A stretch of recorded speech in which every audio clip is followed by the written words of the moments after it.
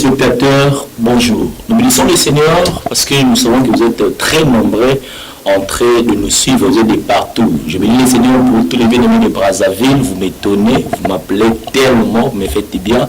Merci beaucoup pour les bien-aimés qui sont vers Bas-Congo, vous nous appelez également, ça nous fait énormément de bien. Nous saluons ceux de Tchangou, nous saluons ceux de Mongafula et pourquoi pas ceux qui vont nous suivre en ligne et partout. Que le Seigneur vous bénisse abondamment, c'est votre émission Montano du Salut. Aujourd'hui, nous sommes très bénis de recevoir un homme de Dieu qui s'appelle également Béni. Il est béni, il est pasteur, responsable de l'église centre missionnaire des chrétiens de Béré. Et il est marié à Maman Naomi Mwanza. Avec lui, on va parler sur ces sujets, la mission de l'église. L'église a une mission et on va parler autour de cette mission de l'église. Je pense que vous êtes très nombreux, alors ne zappez pas, soyez là parce que le Seigneur va vous parler, le Seigneur va vous instruire et le Seigneur va vous faire énormément du bien. Je profite de cette occasion pour saluer déjà l'homme de Dieu qui est là. Bonjour, pasteur Béni. Bonjour, pasteur Béni. Vous allez bien? Oui, très bien, vous. Et nous également, le Seigneur nous fait énormément grâce. On va parler sur la mission de l'Église. La mission de l'Église, ça vous va comme thème déjà? Oui, ça va. En tant qu'homme de Dieu, nous avons cette obligation d'aborder tous les sujets qui nous sont présentés. Alors, commencez déjà par nous définir la mission de l'Église. Selon vous, qu'est-ce qui est la mission de l'Église selon vous? Merci beaucoup pour cette question. Il faudra d'abord commencer par définir ce qu'est l'Église, avant de parler de sa mission, parce que nous avons l'Église au niveau universel. Là, on voit tous les corps de Christ, c'est-à-dire tous ceux qui ont accepté Christ comme Sauveur et Seigneur. On parle de l'Église combattante, donc nous qui sommes encore en vie, et on parle de l'Église victorieuse, donc tous les chrétiens qui sont déjà morts. Alors, si on veut rester à ce niveau-là universel, nous dirons que l'Église a une triple mission. La première, c'est d'adorer le Seigneur. La deuxième, c'est d'édifier ses membres. Et la troisième, c'est de propager la bonne nouvelle ou l'évangélisation. Alors, si on arrive au niveau local, nous parlons des églises locales. De manière globale, les églises locales sont également appelées à accomplir cette triple mission. Mais le Seigneur, dans sa manière de communiquer sa vision à chaque église, il peut également de manière particulière donner une vision particulière à une église, soit une mission particulière à une église qui ne concerne que cette église-là, à travers laquelle elle jouera un rôle pour amener au loin l'église universelle comme le Christ. Donc c'est un peu de cette manière que nous pouvons répondre à cette question. Merci beaucoup. Déjà, vous avez fait vous avez en fait fixé déjà l'opinion pour savoir qu'il y a des églises. Il y a l'église qui est triomphante et cette église, comme tous les chrétiens sont déjà enlevés, les gens qui ont reçu Christ, mais qui sont au ciel, s'il faut dire ainsi, et l'église combattante des chrétiens que nous sommes, qui sont encore sur la terre. Et il y a également l'église locale. Et maintenant, l'église locale a également la mission d'adorer, d'édifier et de propager la bonne nouvelle, mais seulement il y a également comment appeler ça, les spécificités de chaque une vision, une mission particulière que le Seigneur communique à une église locale, dépendamment également de l'appel qu'il a communiqué, soit qu'il a donné à l'homme de Dieu qui dirige cette église-là. Maintenant, quand nous sommes devant Dieu, il y a entre l'église et la mission, qu'est-ce qui vient avant? Bon, je pense que nous puissions manger sur ce terrain-là parce que ce soit l'église ou la mission, les deux ont une importance devant Dieu. Mais je crois que si je peux répondre en termes de priorité, je parlerai de l'église. Parce que la mission n'existe pas sans l'église. C'est l'église qui doit accomplir la mission. Mais il faudra d'abord que l'église existe et à travers cette église-là, le Seigneur accomplit son plan ou la mission qu'il veut accomplir. Bon, ça, je pense qu'il faut il faut nuancer. Parce que il y a également l'évangéliste Christ qui fait aujourd'hui, qui parle de lui, Okay. Alors, et lui, il n'est pas pasteur de l'église. Lui, il fait quand même la mission, étant disciple de Christ. C'est pourquoi, dans l'introduction de cette émission, je différencie les deux églises. Oui. Quand on parle de l'évangéliste Christ Ndikumana, il est évangéliste du corps de Christ. Il est membre de l'église universelle. Il est en même temps membre de l'église locale. Donc, dans son rôle d'évangéliste au niveau de l'église locale, il organise des campagnes à travers le monde. Au niveau de l'église universelle. Okay. Mais il le fait sur autorisation de son pasteur titulaire ou responsable.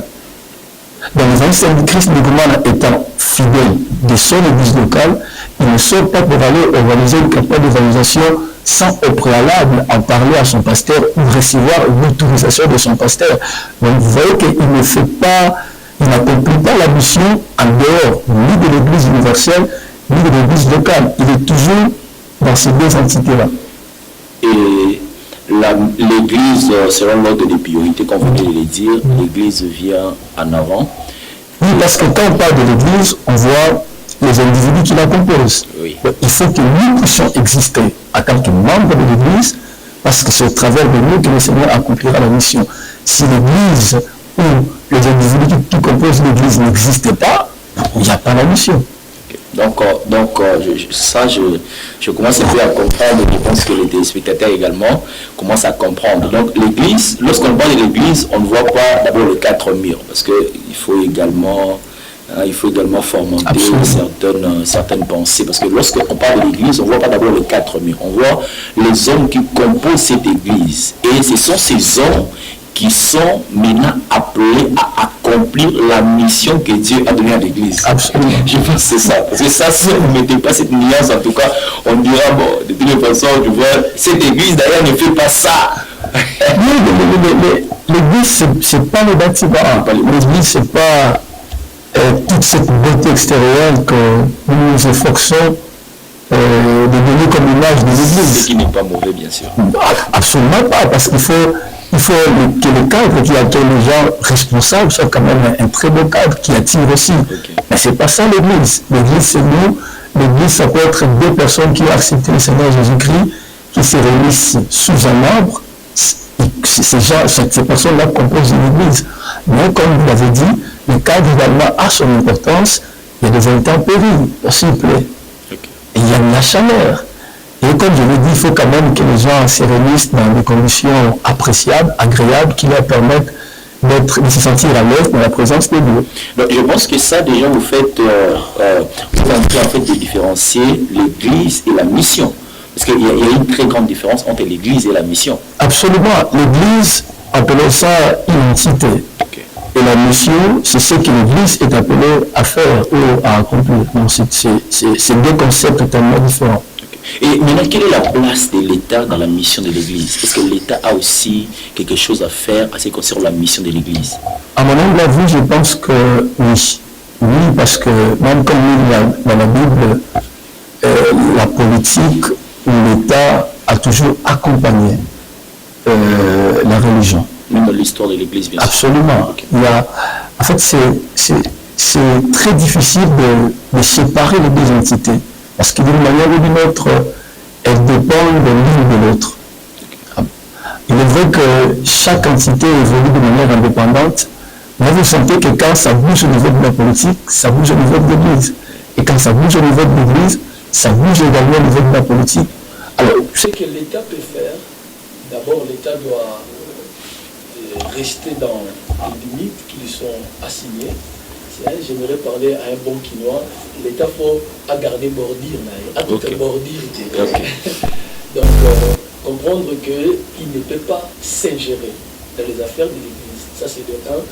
Mais deux, l'État peut accompagner l'Église en l'aidant à réglementer les choses. Aujourd'hui, on parle de la personnalité juridique. L'actualité oblige.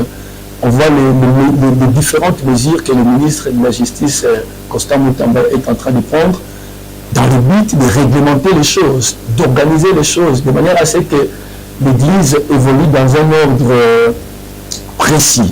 Ça, c'est ce que l'État également peut faire.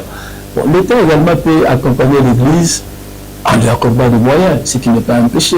Il n'y a pas un péché que l'État donne les moyens pour que l'Église travaille, pour que l'Église avance. Parce que tout ce que l'Église fait, elle le fait dans le but de faire développer le pays. Comme notre ministre des Transports, Jean-Pierre Bemba, vient de le dire, on donne aux catholiques 1 million par diocèse. Ça, c'est l'État, l'État quand même joue son rôle. Je n'aimerais pas entrer dans ces débats-là. Non, c'est juste pour appuyer en fait ce que vous êtes en train de dire. Oui. On ne fait pas avec nous, je ne sais pas pourquoi, le président de la République démocratique du Congo, notre cher frère Félix-Antoine Tshisekedi, pensez également à nous. 1 million de dollars vous donnez à chaque diocèse, pensez également à nous, parce que vous devez nous accompagner s'il faudrait appuyer ce que le pasteur Béni est en train de dire. Vous avez la parole. Bon, il faut que vous m'amenez sur ce terrain-là. Je me pose la question si on ne reçoit pas aussi nous les enveloppes. Nous les recevons. Bon, on ne peut pas peut-être dire nous, parce que nous, on est dirigé, il y a les responsables communautaires, ça dépend qu'ils soient de la KDC, des églises de réveil ou d'autres organisations religieuses. Mais je me pose la question si ces autorités religieuses-là ne reçoivent pas les enveloppes comme les catholiques les reçoivent. Je pense qu'ils les reçoivent, mais le problème maintenant, c'est quel usage on en fait. Bon, jusque-là, ce n'est pas encore prouvé. Jusque-là, ce n'est pas encore prouvé parce que tous, on a suivi notre papa Jean-Pierre Bemba. Lorsqu'il a parlé aux catholiques. Ce sont eux qui ont réussi. Bon, jusque-là, je ne pas... Là également, ça reste à vérifier. Bon, ça reste à vérifier, absolument, bien sûr. C'est ça encore prouvé. Parce que avant cette émission où on avait réussi notre cher papa Jean-Pierre Bemba, mais également on ne savait pas que l'Église accompagnait, donnait en fait ses moyens, l'État donnait ses moyens plutôt à l'Église catholique romaine pour faire tout ça. Nous, on ne savait pas. On va également aller vérifier si l'Église donne également des moyens à l'Église des réveils, KD, SCC, ainsi de suite. Je me pense que nous puissions quitter un peu ce terrain-là pour dire une chose. Ce qui est sûr, comme je le disais tantôt, il n'y a pas un péché, il n'y a pas de mal que l'État donne le moyen à l'Église pour son fonctionnement. Parce que, prenons l'exemple aujourd'hui, l'Église crée un hôpital, l'Église crée une école. Mais ça joue un rôle dans le développement d'une nation. Ça, je suis d'accord. Donc, il n'y a pas un problème de ça, mais il faudra que cet argent-là ne soit pas, entre guillemets, de l'argent sale. Il ne faudra pas également que ceux qui reçoivent cet argent-là le mettent dans leur poche. Il faudra absolument que cet argent-là serve au bon fonctionnement de l'Église et également en sorte que les actions que l'Église va mener contribuent au développement du pays. Donc je crois que c'est ce qu'on peut retenir d'essentiel. Merci beaucoup, pasteur Béni. Donc on ne peut pas séparer l'État et l'Église. Enfin, ce sont des partenaires. Ce sont des partenaires, on ne peut pas les séparer. Mais seulement, j'ai aimé ce que le pasteur a dit, chacun doit rester dans ses bornes, dans ses limites.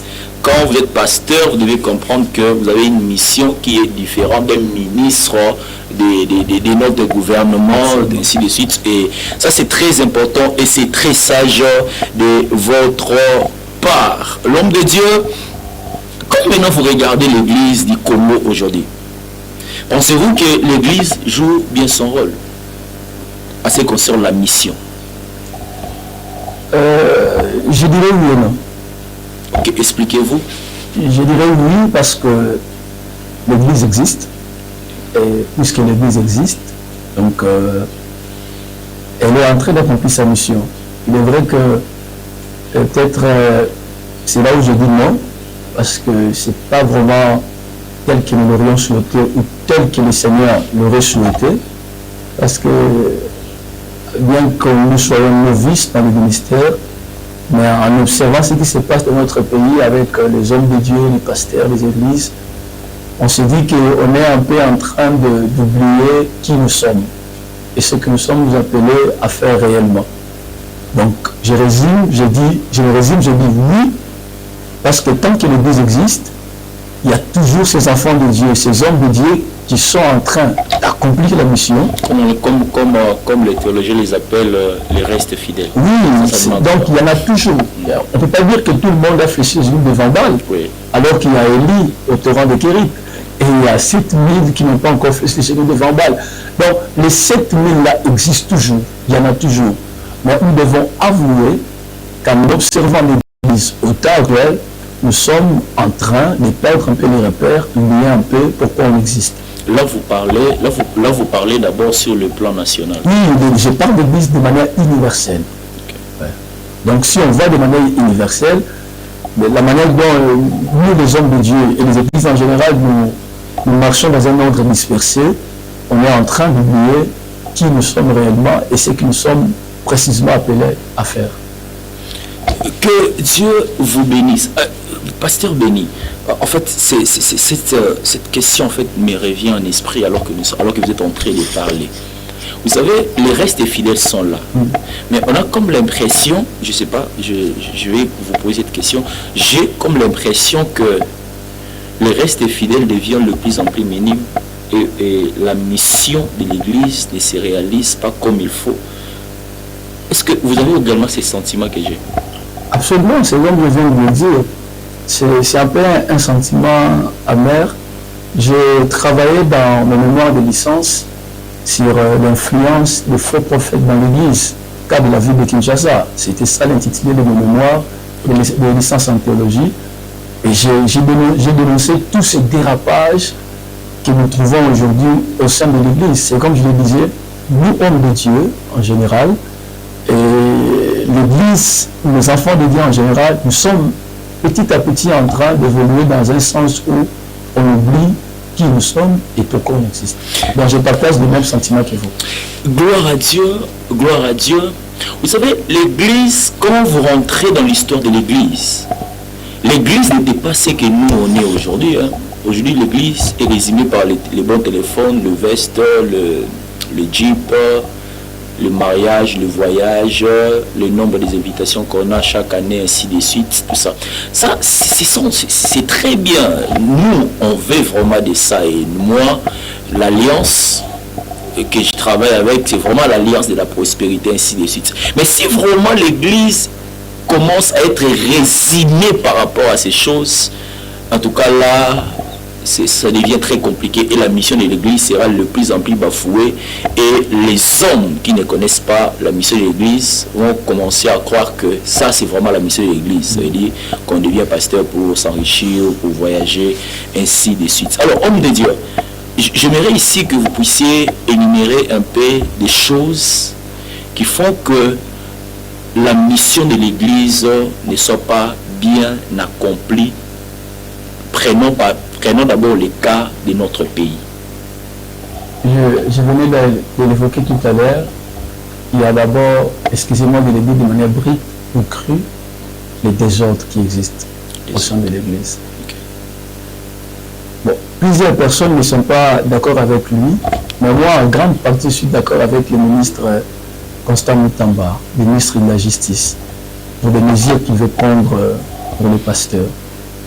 Nous avons l'ordre des médecins, nous avons l'ordre d'infirmiers, nous avons l'ordre d'avocats, mais l'ordre des pasteurs n'existe pas. Pourtant, avocats, médecins, infirmiers, ce sont nos fidèles. Bon, nos fidèles sont dans un ordre. Mais nous, on est dans quel ordre? Bon, de toute façon, homme de Dieu, vous allez continuer, mais je vais d'abord t'arrêter là parce que vous voyez, vous êtes des KDC, vous êtes quand même, moi j'ai étudié de l'autre côté, et je sais que vous êtes quand même un peu organisé, mais comprenez aussi notre émotion. Bon, imaginez un peu, je prends mon exemple. Oui. Quand on a fait sortir l'affiche pour la reconnaissance de mon ministère, plusieurs personnes se sont étonnées et se sont dit, oh pasteur, votre ministère n'a jamais été reconnu. Mais ils entendaient quoi les autorités de la KDC? C'est ça l'ordre. On vous envoie aller implanter l'église, on vous observe, et moi on m'a observé pendant 3 ans. Après 3 ans d'exercice ministériel, mon père spirituel s'est dit, mon enfant grandit, il est maintenant responsable, on va lui imposer les mains, on va reconnaître son ministère. Et le ministère a été reconnu. j'étais déjà en train de faire les choses, je dirais, en tant que pasteur. Mais il a fallu que ceux qui sont au-dessus de moi, mes autorités communautaires, voient comment est-ce que je travaille et reconnaissent mon ministère. C'est ce qui a été fait. Donc, il y a cet ordre-là qu'on doit respecter dans les différentes communautés. Il faut un ordre. Ce n'est pas quelqu'un qui se réveille un bon matin parce qu'il a fait un songe. Dans ses songes, il portait une Bible, il tenait un micro, et le lendemain, il se réveille, il est pasteur, il prend un tam-tam, il prend 2 ou 3 personnes, il met des rideaux, il commence l'église. C'est là qu'il y a le problème. Donc je dis, il faut d'abord de l'ordre. Après, il faudra l'unité, parce que nous ne sommes pas unis. Nous évoluons dans un ordre dispersé. Nous faisons des conventions d'unité, moi j'appelle ça de mascarade. Parce qu'après, les mêmes personnes qui s'étaient réunies pour dire que nous voulons l'unité vont commencer à se quereller, à se chamailler, à discuter le longueur de journée dans les émissions télé. Donc il y a un problème. Et je vous relance, j'ai suivi pasteur Marcelo dans cette convention de l'unité. Il a dit, bon, si vraiment nous sommes unis, qu'on mette la nourriture ici et qu'on mange. On ne va pas manger. On ne va pas manger. Moi, je suis venu ici à l'émission. De l'eau, c'est vous qui m'avez acheté. C'est rare. J'aurais peut-être eu peur. Je sortirai moi-même, soit je viendrai ici avec ma propre bouteille d'eau. Mais le pasteur me dit, c'est mon frère, c'est un ami pour moi, je n'ai pas peur. Mais c'est devenu rare, pasteur, vous serez d'accord avec moi. Oui. C'est devenu rare pour que nous, pasteurs, nous mangeons ensemble, nous vivions ensemble. Bon, on a peur qu'on s'empoisonne. Donc, vous voyez que dans ce climat-là, il y a un problème. Donc, je disais, il faut l'ordre, il faut l'unité, il faut l'humilité. Il faut l'humilité. Que nous, en tant que fils, nous reconnaissions l'autorité de nos pères, que les pères également reconnaissent que les fils, nous sommes en train de grandir. Nous ne sommes plus des petits-enfants d'alors. Oui, d'ailleurs, je vous félicite parce que je vois que vous avez des enfants qui ont géré l'église dans votre absence. Gloire à Dieu. Gloire à Dieu. Donc, il faut qu'il y ait cette manière de collaborer entre père et fils, soit que les fils reconnaissent que nous sortons de père, que les pères reconnaissent que les enfants sont en train de grandir. Ils ne sont plus des bébés, donc ils grandissent. Et entre nous, collègues, ministres, etc., nous devons reconnaître les grâces des uns et des autres. Apprenons à être humbles. Donc, je crois que ces 3 choses-là vont nous servir à revoir nos priorités. Je peux également ajouter une 4e et dernière chose. Je sais qu'il y en a beaucoup, mais je peux citer 4. La 4e, je parlerai de travailler de manière désintéressée. Vous en parlez tout à l'heure, qu'aujourd'hui, être un grand pasteur, c'est porter des très beaux habits, c'est avoir des jeeps, c'est venir à l'église dans un cortège comme si c'était le président Félix en personne. C'est ça être pasteur. C'est avoir une église de 10 000 membres, très bien construite. Nous devons travailler de manière désintéressée. Toutes ces choses-là ne sont pas mauvaises. Que les pasteurs aient des jeeps, des parcelles, que l'église soit embellie. Ce n'est pas un problème. C'est pas un péché. Mais si c'est sur ça que nous nous concentrons, en oubliant pourquoi nous sommes appelés, c'est là que ça devient un problème. Gloire à Dieu, gloire à Dieu. Vous savez que la mission de l'église pose problème aujourd'hui. Et l'église est attaquée de partout. Pourquoi? Parce que des fois, lorsque on regarde ces désordres que l'homme de Dieu venait d'évoquer, désordres organisés, où il y a une église qui a 100 membres dont 50 sont des prophètes. On ne sait pas que c'est pas ce juste. Comment vous pouvez payer? Vous êtes que 100 et 50 ils sont des prophètes, ils ont des sous-ministères. Et l'autre là, il amène 10 personnes à Badara, l'autre là. Ouais, c'est des ordres là. Ça ne facilite pas la mission de l'église. On peut dire non, ça c'est l'expansion. Non, c'est pas l'expansion. Ça c'est le désordre en fait. Mais je bénis le Seigneur, l'homme de Dieu, lorsque vous parlez de l'humilité. Vous voyez l'humilité. Et d'ailleurs, l'homme de Dieu, même l'unité là, doit également se reposer sur l'humilité. Absolument. Nous devons nous accepter les uns les autres. Parce qu'à un moment, quand quelqu'un est orgueilleux, vous lui achetez de l'eau, des $1 par exemple, lui il va dire ah non, moi je ne prends pas cette eau à cause de l'orgueil. Oui, donc, ça, je bénis le Seigneur et nous, ministres, et le bien-aimé que nous encadrons dans le ministère, vous devez mettre de l'ordre dans ce que vous faites. Vous ne pouvez pas être Mondimi, il y a lundi, dans le zizi là, Mondimi mardi dans Mangengenge, Mondimi Aninyoyo, et puis tout ça. Tu ne prends pas des enfermissements, tu ne connais pas les 4 lois, tu ne maîtrises rien, tu n'évangélises pas, tu n'as pas de programme d'intercession à l'église, tu ne participes presque pas. Tout, tu as des 3, 4, 5 prophètes au Balandiakobo. Et ça, c'est le désordre, frère. Ça facilite pas la mission de l'église. Or, le Seigneur attend que vous puissiez être formés pour gagner les autres. D'ailleurs, vous avez 3 ans, vous avez vu également, vous avez commencé le travail quelque part avec un frère, tout ça. Oui, nous avons une cellule à Kimbanseke. Okay. Nous avons ouvert une cellule là-bas. Par la grâce de Dieu, je crois que d'ici la fin de l'année prochaine, ça sera déjà l'une de nos extensions. Comme ça deviendra une église annexe, comme nous avons l'habitude de le dire chez nous à la KDC. Merci beaucoup, pasteur béni. Évitons les désordres, mettons la dignité et l'humilité doit nous caractériser. Je pense que l'homme de Dieu, c'est en quelque sorte ce que nous devons faire ou mettre en avant pour que la mission de l'église soit vraiment bien faite. Absolument. Et si aujourd'hui déjà c'est compliqué pour que les gens croient en vous, étant grand, tout ça surtout au milieu du Père, c'est compliqué. Alors qu'est-ce que le Fils doit faire pour être par exemple accepté étant pasteur? Vous êtes consacré. Je sais que c'est difficile d'être consacré au KDC. Vous, c'est une grâce. C'est une grâce. Et qu'est-ce que vous avez fait pour être facilement reconnu comme ça? D'abord, je acceptais d'être encadré par mon père pendant toutes ces années. J'ai suivi ses instructions. J'ai porté le fardeau de la vision que le Seigneur lui a donnée, ensemble avec lui. J'étais là, disponible et disposé à chaque fois qu'il avait besoin de moi. Et j'ai entendu le moment où il a décidé pour me libérer, aller commencer une église. Donc j'avais déjà un ministère que j'ai dirigé. Et après, j'ai continué à suivre ses instructions, même quand j'étais déjà pasteur d'une église déjà implantée. Je faisais toujours recours à lui pour toutes les questions difficiles. Et le fait que je sois devenu pasteur d'une église ne m'a jamais poussé à m'égaler à lui. Il est resté mon père comme il le restera toujours. Et c'est lui qui a absolument, certainement regardé ma marche et il s'est dit en lui-même que maintenant l'enfant a grandi, il s'est très bien conduit, on peut maintenant le consacrer. Donc, ça ne venait même pas de moi. Une petite anecdote.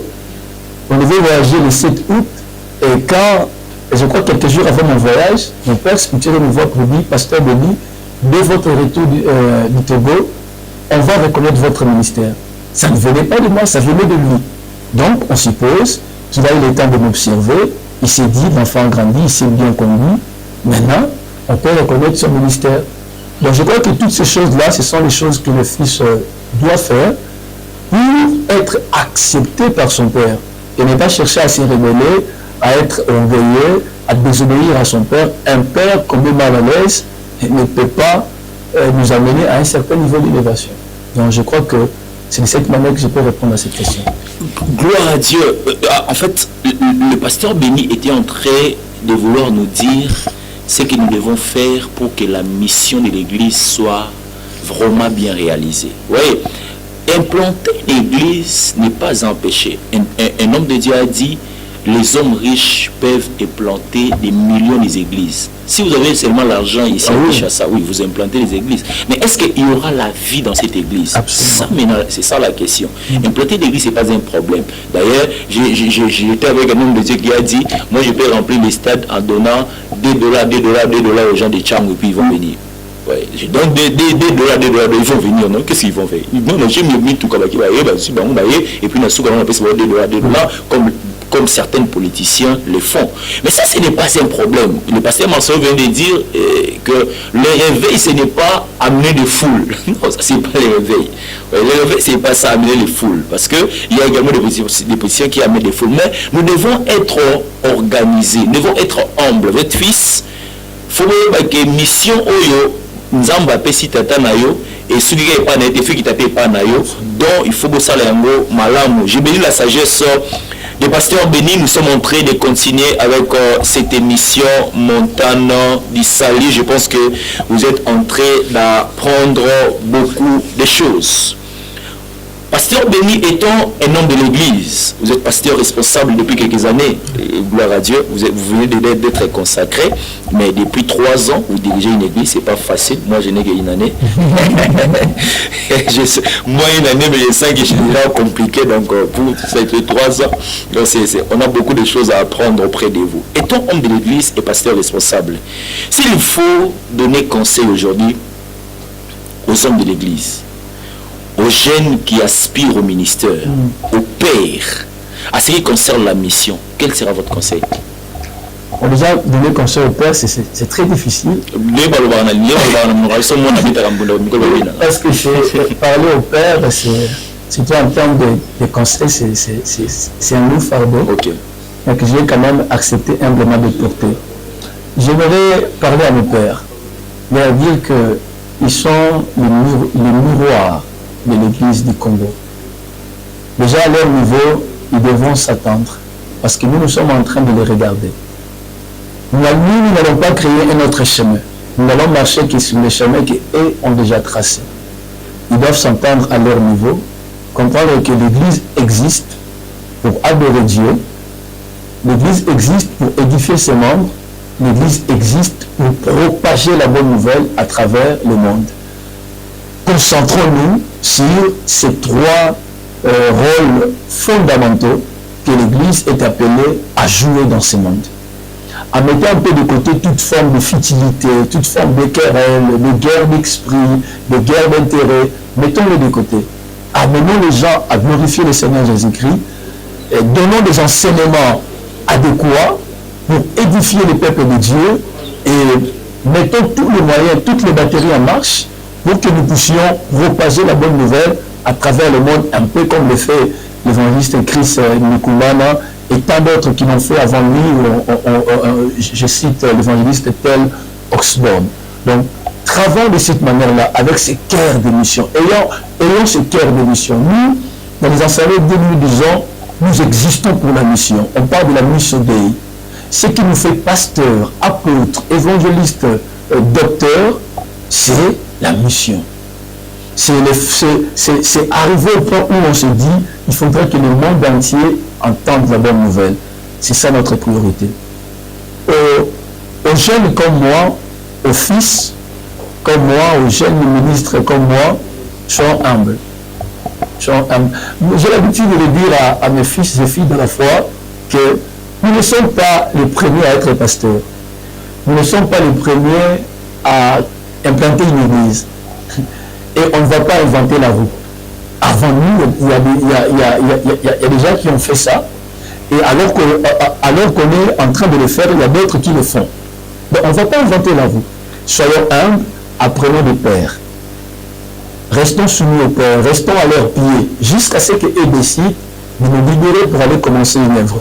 Et même après que nous avons commencé une œuvre, restons toujours soumis à ces papas-là qui nous ont donné cette opportunité d'aller commencer l'œuvre. Et quand nous nous mettons maintenant à diriger nous-mêmes nos propres œuvres ou nos propres églises, continuons à marcher sur les traces, sur les bonnes traces, bien sûr, je précise, je parle des bonnes traces de nos pères, et concentrons-nous sur ce que Dieu nous dit. Qu'est-ce que Dieu nous dit? Il faudra que l'évangile atteigne le monde entier. Nous devons être des églises ou implanter des églises missionnaires qui ont à cœur de gagner le monde entier. C'est ça notre priorité. Et le reste, ça va venir après.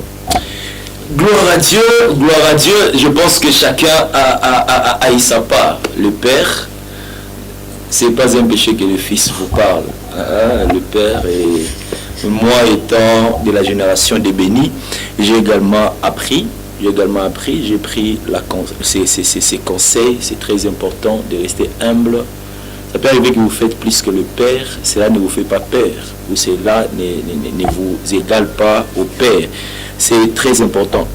Homme de Dieu béni, nous sommes déjà en train de chuter. Est-ce qu'il vous est déjà arrivé de penser de laisser un jour l'église pour aller en mission, rentrer à Togo, rester là-bas une année, gagner les âmes, aller au pays de Maghreb, gagner les âmes? C'est ça d'ailleurs mon appel. Et j'en parle tous les jours à l'église, bien que parfois quand j'en parle, ça attriste l'église. C'est un peu presque chaque dimanche que je dis à l'église, un jour, un dimanche, je viendrai et je vous dirai, je ne suis plus votre pasteur. Je laisse l'église à l'un de vos frères ou à l'une de vos soeurs et je prends mon épouse et mon fils, nous partons pour implanter d'autres églises et placer d'autres pasteurs. Parce que pour dire, moi je pense que quand on a un cœur pour la mission, ce qui nous préoccupe, ce n'est pas rester sur cette très belle chaise-là, comme j'en vois ces derniers temps, il y a des chaises en divan et autres des églises, s'appeler apôtre, s'appeler prophète, pasteur, non. Ce qui nous tient à cœur, c'est la mission. Que ce soit nous qui laissons les églises que nous dirigeons pour aller en implanter d'autres et placer deux pasteurs dans ces églises-là, que ce soit nous restons dans les églises que nous dirigeons et nous envoyons des fils pour aller implanter les églises en les accompagnant des moyens, peu importe la manière dont nous voulons accomplir la mission, faisons de sorte que l'église du pasteur béni, l'église du pasteur béni aujourd'hui, engendre d'autres églises dans d'autres contrées, en termes de villages, en termes de villes, en termes de pays, en termes de continents, afin que la bonne nouvelle soit propagée dans le monde entier. C'est ça le plus important que l'Église, soit la chose la plus importante que l'Église est appelée à chercher. C'est votre mission d'aller en mission. Ça c'est très important parce que étant disciple de Jésus, nous avons la mission non seulement de rester à l'église, mais d'aller également dans les contrées. Et certaines personnes pensent que Kinshasa est évangélisé, c'est faux. Non. Kinshasa n'est pas évangélisé. Il faut regarder je ne vais pas entrer dans des polémiques, mais les stades sont remplis par ceux-là. Je ne vais pas citer les noms ici. Les stades sont remplis par ceux-là. Quand on a 100 000 personnes au stade de Mathieu réunies par ceux-là, c'est 100 000 païens. Ok.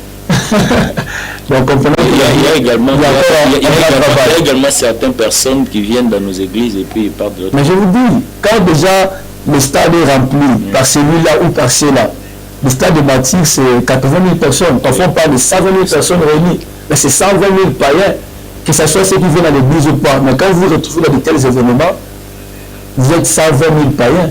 Mais la ville de Kinshasa n'est pas encore évangélisée. La ville de Kinshasa n'est pas évangélisée. Moi, j'ai travaillé dans la Campus pour Christ. Je sais ce que je suis en train de dire. J'ai travaillé dans plusieurs missions. Je connais ce que je suis en train de dire. La ville de Kinshasa n'est pas évangélisée. La ville de Kinshasa est remplie des églises, mais la ville de Kinshasa n'est pas évangélisée. Absolument. Elle n'est pas évangélisée. D'ailleurs, je prie que l'évangéliste Christ puisse venir l'année prochaine. Là encore, c'est un problème. Parce que si vous le permettez, pasteur, oui. Je vois que tout le monde parle de lui, même les Congolais, les postes. Oui. Mais pourquoi nous, on ne fait pas ce que lui fait? Parce que c'est là où je suis, c'est là où d'ailleurs on va chuter. Dis-moi quel est votre regret d'être pasteur dans la ville, province de Kinshasa et dans les Congo, à ce qui concerne la mission. Qu'est-ce que vous regrettez le plus? Déjà, je vous dis que en vous écoutant, vous regrettez parce que on n'a pas des gens qui organisent des activités comme ça. Il est humble, il vient comme tout le monde, il fait les services, il rentre dans son église. Ça, c'est votre regret, puis continue. Oui, c'est ça le regret, parce que tout le monde veut devenir pasteur. Tout le monde veut avoir une église. Et si on ne donne pas une église, on crée un ministère. Comme vous avez dit, on amène les gens à la montagne. Et il n'y a plus d'évangélistes en RDC. Tout le monde, soit on est pasteur, soit on est prophète, ou quand on doit être apôtre, parce qu'apôtre, c'est un Thomas. Vous comprenez? Non, on peut faire ce qu'il lui fait ailleurs. Nous, on peut le faire ici. Parce que nous en avons les moyens, les dons, les talents, les grâces ne manquent pas au Congo. Absolument. Je ne sais pas s'il y a un pays africain en termes d'église qui a des grâces et des dons comme nous en avons au Congo. Je ne pense pas. Oui. Je ne pense pas. Mais c'est comme j'étais en train de dire, mon regret, c'est que nous, Église du Congo, ce qui nous préoccupe, ce n'est pas la mission de Dieu. ce sont nos intérêts, le titre, une vie de luxe. C'est ce qui nous préoccupe. Mais ce n'est pas la mission, ce n'est pas gagner les âmes. Même quand nous organisons des campagnes d'évangélisation, c'est quoi l'objectif? Que les gens sachent qu'ils ont organisé une campagne d'évangélisation. C'est pas pour gagner les âmes. On parle de 120 000 âmes gagnées. Et après, ces âmes-là partent où? On ne sait même pas. Il y a un constat à moi, c'est que dans la majorité de nos campagnes d'évangélisation, ce sont les chrétiens qui viennent, qui sont les païens. Et vous voyez voir que ce sont les mêmes personnes qui reçoivent le Seigneur Jésus-Christ presque dans chaque campagne. Elles ont reçu Christ dans la campagne qu'a organisé le pasteur Gobi. Elles iront recevoir Christ dans la campagne qu'a organisé le pasteur Béni. Nous devons redéfinir d'abord ce que c'est la mission de l'Église, comme je l'ai dit, et nous devons redéfinir notre manière d'accomplir cette mission-là. Nous dire que, mettons de côté nos intérêts, concentrons-nous sur la mission de Dieu, au travers des campagnes d'évangélisation, au travers des enseignements, je précise, bibliques dans nos églises, qui édifient le peuple de Dieu, et tout faire uniquement pour la gloire de Dieu. Gloire à Dieu. Pasteur Béni, aujourd'hui, on vous nomme responsable des KDC, on vous nomme ministre de la justice. Quelle sera votre priorité? C'est que c'est l'Église. Si on me nomme responsable de la KDC,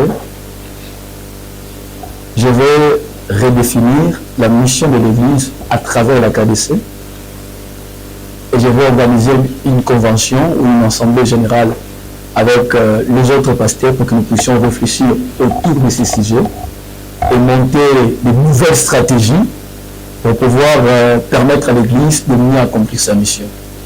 Si on me nomme ministre de la Justice de la RDC, je vais marcher sur les traces du ministre Constant Mutamba, maître de l'ordre dans l'Église du Congo, maître de l'ordre dans le chef des pasteurs. Ce n'est pas n'importe qui peut se réveiller un bon matin, il s'appelle pasteur. Il faudra... Parce que l'État, ce que l'État fait, moi j'ai regardé les statuts de la KDC et les exigences constitutionnelles pour être pasteur. C'est la même chose. Donc l'État n'a fait que prendre les exigences que les églises ont posées pour devenir pasteur. C'est ce que l'État donne comme condition. L'État n'a rien créé, c'est comme ça. L'État n'a rien créé. J'ai lu les statuts de la KDC, à ce qui me concerne. J'ai lu les conditions que l'État a posées pour devenir pasteur. Ce sont les mêmes conditions. Donc l'État n'a rien créé. Mettons de l'ordre dans le chef des pasteurs, l'Église ira loin, l'Église accomplira la mission. Que le Seigneur vous bénisse, pasteur Béni. Merci d'être passé. C'est moi qui vous remercie. Nous saluons l'Église, nous saluons également la dame. Nous bénissons le Seigneur, chers téléspectateurs, parce que vous étiez très nombreux en train de suivre votre émission. Par la grâce de Dieu, vous suivrez cette émission en rediffusion. C'est même jeudi à 0h. Et le numéro qui est là au bas de l'écran, c'est notre numéro. Vous voulez entrer en contact avec nous, n'hésitez pas. Il y a des questions, n'hésitez pas de nous écrire et on ne manquera pas de vous répondre. Portez-vous bien, que le Seigneur vous bénisse. Bye bye.